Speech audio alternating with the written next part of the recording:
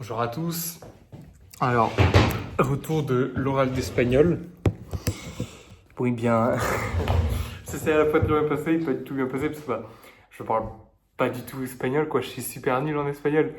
Mais bon, devant ma salle, c'était au lycée Buffon, du coup, donc c'est un peu plus loin que la Chimie-Paris-Tech depuis là où je dors. Donc, un peu embêtant. Mais je m'en suis sorti, je suis allé à temps et tout. Je suis là pas mal en avance. Et la personne qui passait juste avant moi, elle a débarqué, c'était une fille de Saint-Louis, en 5 demi, on a discuté, machin, on a rigolé parce qu'on est tous les deux supra nuls en espagnol. Du coup, la catastrophe, quoi. Je connais peu de gens qui sortent de l'oral d'espagnol en disant qu'ils ont pas réussi. De toute façon, ouais, c'est que du bonus. Euh, Sinon, l'oral d'espagnol en soi, l'oral lui-même, j'ai eu un texte sur l'importance de la lecture dans l'éducation. Ça parlait pas d'un pays en particulier, mais ça venait du journal El País, donc ça parlait probablement de l'Espagne. Et comme quoi, il était très important pour les jeunes de lire pour leur éducation. Et qu'en fait, en Espagne, beaucoup de jeunes lisent. Je crois que ça parlait de 83%, un truc comme ça, entre 6 et 9 ans. Et 75% pour les plus âgés.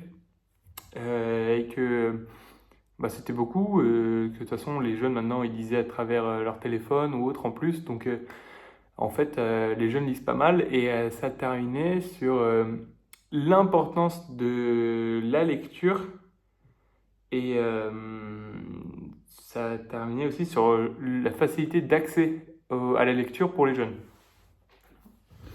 Et donc ça, c'était sympa. Enfin, le texte était hyper dur, surtout le premier paragraphe du texte, parce que le premier paragraphe du texte, en fait, ça fait pas du tout article.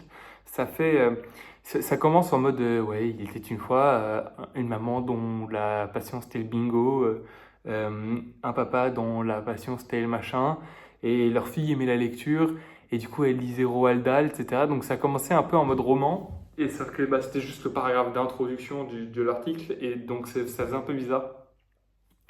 Et voilà, et ensuite j'ai parlé de l'importance des arts dans la société pour deux raisons. La première, c'est que la lecture, c'est un art en soi, enfin l'écriture, c'est un art, et que ça parlait de l'importance dans l'éducation des jeunes. Donc j'ai commencé par euh, en parlant de la société. Donc j'ai fait un premier paragraphe sur l'importance de la lecture dans l'éducation, donc pour ça, et des arts en général, et de leur importance pour combattre les inégalités. Et donc, j'ai parlé de Mafalda au Chili. J'ai parlé de. Je sais plus ce que j'ai parlé aussi dans cette partie. Mais bon, je crois que j'ai aussi parlé de beaucoup d'œuvres qui ont juste servi à lutter contre des dictatures ou autres, ou pour dénoncer la violence des guerres, etc. Il y a un moment, on a parlé de Guernica pour dénoncer la violence de la guerre. Euh, Ensuite, j'ai fait une seconde partie sur les dictateurs qui veulent empêcher les arts. Et donc là, euh, j'ai parlé de Javier Milei qui veut juste rendre sa population un peu con pour mieux la contrôler. Et donc, j'ai parlé pas mal de trucs dessus. Je connais pas mal Javier Milei. Euh, et ensuite, j'ai parlé de Nicaragua.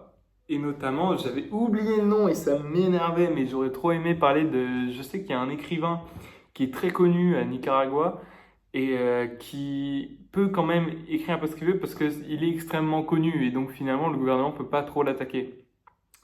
Euh, et enfin, en dernière partie, j'ai parlé de l'évolution des mentalités à propos des arts et tout. Et dans cette partie-là, j'ai parlé par exemple de Claudia Sheinbaum euh, au Mexique.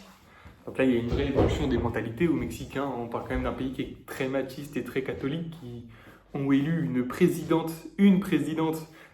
très féministe et très écologique.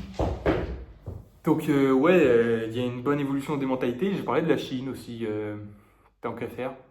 Du coup, j'ai parlé principalement de pays hispanophones et juste j'ai parlé de la Chine à côté. Mais du coup, voilà, ça s'est bien passé. Et donc, demain, j'ai TP je sais pas encore si ça va être physique ou chimie, hein, ça va être sur le tirage au sort que ça va se jouer.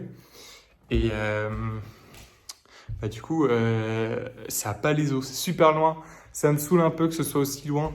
Mais bon, c'est la vie. Et on va voir comment ça va être, hein. Je vais devoir aller à Aïe. Je vais devoir aller à Palaiseau, donc cet après-midi, je vais aller chez ma mamie qui habite pas loin en région parisienne et j'irai à Palaiseau avec sa voiture. Du coup, là, je fais le ménage et je vais déserter cet endroit. Du coup, adieu. Et voilà.